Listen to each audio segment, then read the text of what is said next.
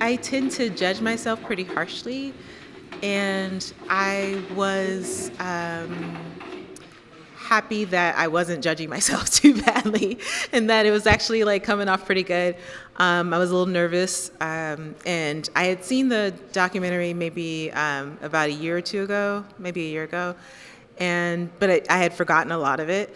So I found it, I got to be engaged with the story versus completely just being, self judging. So yeah, and then seeing like all the images of my mom on there, it was really poignant for me.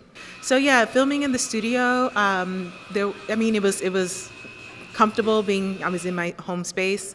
I was a little nervous being filmed, but Karlos was really soothing and reassuring, and so it made me feel really comfortable.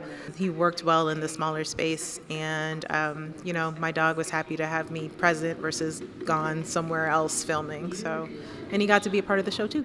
And I think the only thing that was a challenge for me was just getting the apartment clean.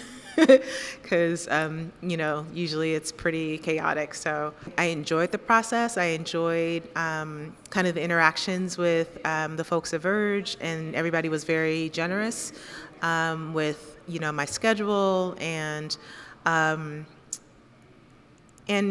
think it was something I would do again. Omonivie Okhade is a Sacramento-based artist who makes jewelry under the brand Tula in Bloom. Using traditional metalworking techniques, she seeks to articulate inner experiences and connect with wearers investigating their personal journeys.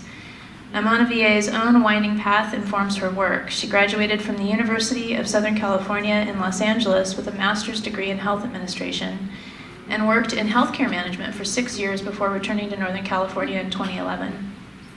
Long passionate about art, Omonivie revisited the creative interests of her youth and explored new avenues of expression, eventually establishing Tula in Bloom in 2013. More recently, her work was showcased at the Dion Museum Store in San Francisco in conjunction with the touring exhibition Soul of a Nation, Art in the Age of Black Power, 1963 to 1983. Inspired by modern art, movement, and the natural world, Omonivie's minimally structured jewelry invites conversation and connection through joyous self-expression.